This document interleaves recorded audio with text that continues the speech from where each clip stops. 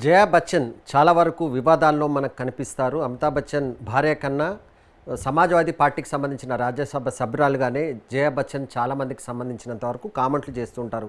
అది పార్లమెంటు లోపల అయినా లేకపోతే బయట వివిధ సందర్భాల్లో ఆమె మీడియాను ఉద్దేశించి కానీ వివిధ సందర్భాల్లో చేసే కామెంట్స్ ఎప్పుడు కాంట్రవర్సీగానే ఉంటాయి. సాధ్యమైనంత వరకు ఆ అంశాలనే ఆమె మాట్లాడుతున్నట్టుగా మనకు కనిపిస్తుంది.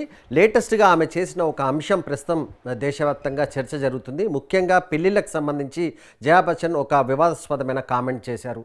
పెళ్ళిళ్ళు అనేది అవుట్డేటెడ్ అయిన అంశంగా పేర్కొన్నారు. అంటే పెళ్ళిళ్ళు అనేది ప్రస్తుతం అవుట్డేటెడ్ అంశం, ఎవరు పెళ్ళిళ్ళు చేసుకోవాల్సిన అవసరం లేదంటూ ఒక కామెంట్ చేస్తూ తన సొంత మనవరాలికి కూడా పెళ్లి చేసుకోవాల్సిన అవసరం లేదని నేను చెప్తానని చెప్పి కూడా ఆమె కామెంట్ చేశారు. ఇది ప్రస్తుతం చర్చనీయాంశంగా మాట్లాడుతుంది. ముఖ్యంగా భారతదేశంలో వివాహ వ్యవస్థకు ఒక బలమైన ఇదున్న నేపథ్యంలో జయా బచ్చన్ చేసిన కామెంట్స్ పైన వివిధ వర్గాల నుంచి కొంత వ్యతిరేకత వస్తుంది. కొంతమంది ఈ అంశంపై ఖచ్చితంగా చర్చ జరగాలని కొంతమంది అంటున్నారు. ఎందుకంటే ఈ వ్యవస్థకు సంబంధించి మ్యారేజెస్కి సంబంధించినంత వరకు ప్రస్తుతం ఉన్న సిస్టమ్ ఏదైతే ఉందో దాంట్లో కొంత మార్పులు చేయాల్సిన అవసరం ఉంది.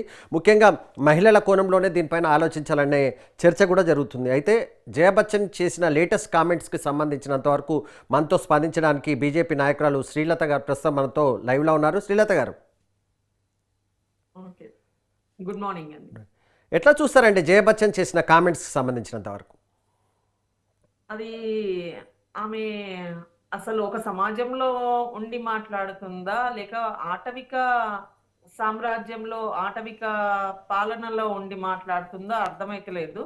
తను ఒక రాజ్యసభ మెంబర్ అయ్యుండి ఒక బాధ్యతాయుతమైనటువంటి స్థానంలో ఉండి కూడా అటువంటివి మాట్లాడితే మరి సమాజం ఏ దారికి పోతుంది? అది మేమందరం ఇప్పుడు మరి రాజ్యసభకు ఉత్తరాలు రాయాలా, లేకపోతే ధర్నాలు చెయ్యాలా? ఏ రకంగా ఆమె నుంచి మేము సమాజం కోసం ఏం చెయ్యాలి? ఒకవైపు సమాజంలో స్కూళ్ళల్లో పిల్లలు ఏ రకంగా ఉంటున్నారు, ఎలా ఉంటున్నారు అని మేమంతా కౌన్సిలింగ్స్ ఇస్తూ పిల్లల పరివర్తనను ప్రవర్తనను సరైన మార్గంలో పెట్టాలి అని చెప్పి పేరెంట్స్ను ఒకవైపు మేము ఇచ్చేస్తుంటే, వీళ్ళు ఇలాంటివి సినిమా ఇండస్ట్రీలో సినిమా కల్చర్లో ఉన్నట్టు ఒక మూవీలో మనం ఏది క్రియేట్ చేస్తున్నామో అది సమాజంలో అప్లై చేయాలంటే మరి పశువులకి మనుషులకి వ్యత్యాసం లేకుండా ఉండేటువంటి మాటలు మాట్లాడుతుంది తను. మరి మరి అంత ఇదిగా తను అలా చెప్పింది కదా, తను కూడా అమితాబ్ బచ్చన్కు దూరంగా ఉండి మరి తను ఎలా ఎంజాయ్ చేయాలనుకుంటుందో తను చేస్తుందా? తన కొడుకు కూడా అభిషేక్ బచ్చన్, ఐశ్వర్య రాయ్ వాళ్ళు కూడా అలా ప్రవర్తిస్తున్నారా? మరి అలా ప్రవర్తించినట్టుంటే వాటి ఆధారాలు మాకు చూపించి మేము ఇలా ప్రవర్తిస్తున్నాము అని చెప్పి సమాజానికి అలా చూపించినట్టుంటే మేము దాన్ని ఏ విధంగా ఖండించాలి, ఏ రకంగా చెయ్యాలి? మరి తన మనవరాలు అలాగే జంతువుల్లాగా ప్రవర్తిస్తుందా అనేది మాకు కావాలి. మాటలు చెప్పడం కాదు. శ్రీలత గారు, అదే సమయంలో ఒక చర్చ ఏం జరుగుతుందంటే ఈ ప్రస్తుతం ఉన్న సిస్టమ్కి సంబంధించి మ్యారేజెస్కి సంబంధించినంత వరకు అది సక్రమంగా లేదు అని చెప్పేసి ఇప్పటికే ఇటు మీరు అన్నట్టుగానే సినిమాలో కానీ బయట ఉన్న సమాజం సోషల్ మీడియా వీటన్నిటిలో కూడా వివాహ వ్యవస్థకు సంబంధించినంత వరకు నెగిటివ్గా కామెంట్లు చేయడము, ఈ వ్యవస్థలో లోపం ఉంది, ఆ తర్వాత ఈ విడాకులు, ఈ వ్యవహారం మొత్తానికి సంబంధించి ఇది ఒక మంచి సిస్టమ్ కాదని ఎస్టాబ్లిష్ చేసే కుట్ర ఏమైనా జరుగుతుందంటారా? ఆమె అనుకుంటున్నట్టు కాదు. మేము ఒక మ్యారేజ్ వ్యవస్థను ఒక క్రమబద్ధీకరించడం కోసము వాళ్ళు పెళ్లి చేసుకునే ముందు ఫస్ట్ కౌన్సిలింగ్ తీసుకోవాలి అని చెప్పి అని మేము అది ఒక పాలసీ తీసుకురావాలి అని అనుకుంటున్నాం. ఫస్ట్ ఆ పిల్లలు ఇద్దరు ఏమనుకుంటున్నారు, వాళ్ళ అభిప్రాయాలు షేర్ చేసుకోవాలి. దాని మీద డిస్కస్ చేసుకున్న తర్వాతనే వాళ్ళిద్దరికి ఓకే అయితేనే అప్పుడు పెళ్ళిళ్ళు చేసుకోవాలి అనే వ్యవస్థ రావాలి అని మేమనుకున్నట్టుంటే, వీళ్ళేంటి ఎవరి ఇష్టం ఉన్నట్టు వాళ్ళు బ్రతకొచ్చు, ఎంజాయ్ చేయాలి అని తను మాట్లాడడం అయితే చాలా నీచంగా ఉంది. సొంత మనవరాలకి ఆ రకమైన సలహాలు ఇస్తున్నారు. అది పశువులు చేసేటువంటి ప్రవర్తన. ఆటవిక సమాజంలో కూడా వాళ్ళు మన ఆ అడవులలో నివసించే ప్రజలు కూడా వాళ్ళ ఒక కట్టుబాటు ఉంటది. ఆ కట్టుబాటు ప్రకారం వాళ్ళు వివాహాన్ని చేస్తారు వాళ్ళ పిల్లలకు. కానీ ఇది ఆటవిక సమాజంలో కూడా ఇది లేదు. ఆది మానవుల కాలంలో ఉన్నటువంటి దాన్ని కావాలి అంటే ఆది మానవులలో పుట్టేది ఉండే. ఈనాటి సమాజంలో అలా ఉండాలి అంటే ఎవ్వరికి రక్షణ ఉండదు. ముసలి వాళ్ళ దగ్గర నుంచి ఈ రోజు పుట్టిన బిడ్డ వరకు కూడా రక్షణ ఉండదు ఆమె చెప్పిన మాటల ప్రకారం అయితే. అంటే శ్రీలత గారు, ప్రస్తుతం ఉన్న సిస్టమ్కి సంబంధించి ఏదైనా మార్పులు చేర్పులు అవసరం అంటారా? ఆధునికత అనుకోండి, కొంత పాత కల్చర్ని ఇప్పటికే మనం కొనసాగిస్తున్నామా, లేకపోతే ఈ సిస్టంలో ఉన్న హడావిడిగా తల్లిదండ్రులు చూపించిన వాళ్ళనే పెళ్లి చేసుకోవాలని ఇటు అబ్బాయికి కానీ అమ్మాయికి కానీ చెప్పడం వల్ల కొంత సమస్యలు వచ్చి కొంతమంది నేటి జనరేషన్ ఓహో పెళ్ళిళ్ళు అంటే కొంత కాంట్రవర్సీ, కొంత ఇబ్బంది అవుతుందనే భ్రమంలోకి వస్తున్నట్టుగా మనకు కనిపిస్తుంది. దీంట్లో ఎలాంటి మార్పులు చేర్పులు రావాలంటారు? ప్రస్తుతం ఉన్న సమాజంలో ఎవరు కూడా తల్లిదండ్రి చెప్పిన సంబంధాలు అవ్వట్లేదు. ఎందుకంటే అమ్మాయి ఏమనుకుంటుంది, అమ్మాయి అభిప్రాయాన్ని తెలుసుకుంటున్నాం. అబ్బాయి ఏమనుకుంటుండు, అబ్బాయి అభిప్రాయం తీసుకుంటున్నాం. తీసుకొని వాటిని బట్టే వాళ్ళు ప్రొసీడ్ అయిన తర్వాతనే మనం నిర్ణయించి పెళ్లిళ్ళు చేస్తున్నాం. అంటే అదే అండి. అంటే మనం చాలా కేసెస్‌లో చూస్తున్నాం. పెళ్ళిళ్ళకి సంబంధించి పెళ్ళైన 2 రోజు నుంచి విడాకుల కొరకు మీ దగ్గర కూడా ఇలాంటి సమాచారం ఉండుంటది. విడాకుల కొరకు అప్లై చేయడము, కేవలం వారం రోజులలో విడిపోవడాలు, ఆ తర్వాత ఈ భరణం అనే ఇష్యూ ఒకటొచ్చేసి మొత్తానికి అబ్బో! పెళ్ళిళ్ళంటే ఇంత కాంట్రవర్సీ ఉంటుందా? ఇంత ఇబ్బంది ఉంటుందా? అనే భావన కొంచెం పెరిగిపోయినట్టుగా కనిపించట్లేదా? ఆ విడాకుల విషయంలో అయితే నేనైతే ఖచ్చితంగా చెప్పగలుగుతా. ప్రెజెంట్ డేస్ లోపల ఈగోస్ ఎక్కువైపోయినాయి.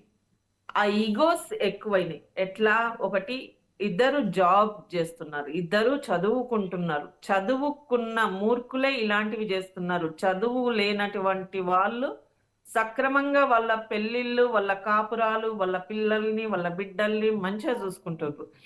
ఈ హాఫ్ నాలెడ్జ్ ఉన్న వాళ్ళు ఒకటి, అటు ఇటు చదువు నాలెడ్జ్ లేని వాళ్ళు ఒకటి, రెండవ వర్గం అతిగా చదువుకున్నటువంటి వాళ్ళు ఒకటి. ఆడవాళ్లకు శాలరీ ఎక్కువ ఉన్నట్టుంటే శాలరీ ఈగో వస్తుంది. మగవాళ్లకు శాలరీ ఎక్కువ ఉన్నట్టుంటే నేను చెప్పినట్టు వినాలే అని ఒక రకమైనటువంటి ఈగో శాడిజాలకు వెళ్ళి వాళ్ళ సంసారాలను, వాళ్ళ కాపురాలను నాశనం చేసుకుంటున్నారు.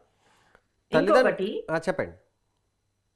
తల్లిదండ్రులకు కూడా వాళ్ళు ఏం చేస్తున్నారు అనేది తెలియడం లేదు. తెలియక డైరెక్ట్ వాళ్ళు విడాకులను తీసుకొని వచ్చి ఇదిగో కాగితాలు అని చెప్పి చెప్తున్నారు. అసలు ఎవరిని పెద్దవాళ్ళని సంప్రదిస్తలేరు, చిన్న వాళ్ళని సంప్రదిస్తలేరు. 2 రకాలుగా నష్టాలు జరుగుతున్నాయి ఈ ఈగోయిజం తోని. ఎప్పుడైతే సాఫ్ట్వేర్ అనేది వచ్చిందో వాళ్లకు ఇష్టం ఉన్నట్టు ఆ చిన్న వయసులోనే పెద్ద పెద్ద జాబ్స్ వస్తున్నాయి. పెద్ద జాబ్స్ రాగానే ఆ శాలరీస్ ఎక్కువ కనబడగానే వాళ్లకు ఈగోలు వచ్చేసి ఆ ఈగోతోని ఈరోజు ఈ సంసార వ్యవస్థ, ఈ కుటుంబ వ్యవస్థ అనేది చిన్న భిన్నం అవుతుంది. అదే ఇప్పుడు సాఫ్ట్వేర్ రంగం ఒక్కసారి పడిపోయింది. పడిపోగానే వాళ్ళ జాబ్స్ పోగానే సూసైడ్స్ చేసుకుంటున్నారు. వాళ్ళ విచిత్రంగా ప్రవర్తిస్తున్నారు. అవి కూడా ఆ జాబ్స్ కూడా ఒక టైమింగ్స్ లేకుండా పనిచేస్తుంటారు. పనిచేయడం వల్ల ఆ పని ఒత్తిడి వల్ల కూడా వాళ్ళు మానసికమైనటువంటి రుగ్మతలకు లోనైతుండ్రు. కాబట్టి కంపల్సరీ సాఫ్ట్వేర్ ఎంప్లాయీస్ కి ప్రతి ఒక్కరికి ఎవ్రీ 6 months ఒకసారి కౌన్సిలింగ్ ఇవ్వాలి అనేది నేనైతే ఖచ్చితంగా చెప్తున్నా. ఈ ఆర్థిక స్వేచ్ఛ అనేది కొంత ఇబ్బంది అవుతుందనే ప్రచారం బాగా జరుగుతుందండి. ఆర్థిక స్వేచ్ఛ ఇద్దరికీ ఎక్కువ అవుతుంది. ఎక్కువ డబ్బుకు ప్రాధాన్యత ఇస్తున్నారు కానీ కుటుంబ వ్యవస్థ ఏ రకంగా ఉండాలి, కుటుంబాలు ఏ రకంగా ఉండాలి, ఉమ్మడి కుటుంబాలు అయితే కనిపించట్లేదు కానీ ఉన్న చిన్న చిన్న కుటుంబాలను కూడా కాపాడుకోవాలన్న భావన కొంత తగ్గినట్టుగా కనిపిస్తుంది.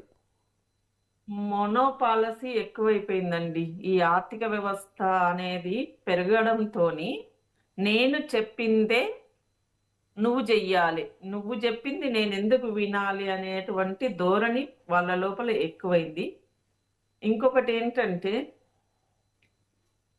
కుటుంబ వ్యవస్థ నవేడేస్ బిజీ అయిపోయింది. ఎవరి పనుల మీద వాళ్ళు వెళ్తున్నారు. ఒకరు డిస్టెన్స్ ఆఫీస్ నుంచి ఇంటికి డిస్టెన్స్ ఎక్కువైతుంది కాబట్టి ఆ జర్నీలో అలసిపోతుండ్రని ఆఫీస్లకు దగ్గర ఇండ్లు రెంట్‌కు తీసుకోవడం వల్ల మైక్రో ఫ్యామిలీస్ ఎక్కువైపోయినాయి. ఒకప్పుడు ఉమ్మడి వ్యవస్థ, ఉమ్మడి కుటుంబాలు ఉన్నప్పుడు ఒకరిని జూసి ఒకరు పద్ధతులు నేర్చుకునేవాళ్ళు. ఈ రోజులలో పద్ధతులా? నేను చెప్పిందే పద్ధతి అనేటువంటి మెంటాలిటీస్ వస్తున్నాయి. అందుకనే చిన్నప్పటి నుంచే స్కూల్స్‌లలో గూడా కౌన్సెలింగ్స్ ఉండాలి. బరువేంది? బాధ్యత ఏంటి? ఏ రకంగా ఎవరితోని ప్రవర్తించాలి? ఇవన్నీ గూడా ఫస్ట్ స్కూల్స్‌లల్ల ఇంప్లిమెంట్ అయితేనే నెక్స్ట్ జనరేషన్ అన్న కరెక్ట్‌గా ఉంటది అని చెప్పి అంటున్నా. అదే సమయంలో అండి సినిమా నటులు కానీ ఇప్పుడు మనం జయ బచ్చన్కి సంబంధించి కానీ వీళ్ళు కానీ వీళ్ళలో ఎక్కువగా మనకు కనిపించేది ఏంటంటే ఇదే ఈ వ్యవస్థకు సంబంధించి నెగిటివ్గా మాట్లాడడము, విడాకులు చాలా ఈజీగా తీసుకోవడము, రెండో పెళ్ళిళ్ళు, ఒకటో పెళ్ళి, మూడో పెళ్ళిళ్ళ దాకా వెళ్ళడం అనేది కూడా ఎక్కువ సినీ రంగానికి సంబంధించిన ప్రభావం సామాన్య ప్రజలపైన ఎక్కువగా ఉంటుంది కనుక ఇలాంటి హోదాల్లో ఉన్న వాళ్ళు ఇప్పుడు ఈ రకమైన ప్రకటనలు చేయడము, అవుట్డేటెడ్ వ్యవస్థ అంటడము, వివాహ వ్యవస్థను ఏమాత్రం గౌరవించాల్సిన అవసరం లేదని వాళ్ళు చేసే కామెంట్స్ కొంత కామన్ పబ్లిక్ పై ఎక్కువగా ప్రభావం చూపట్లేదా? అసలు కుటుంబ వ్యవస్థ ఈ మ్యారేజ్ వ్యవస్థలను కాదు మార్చేది.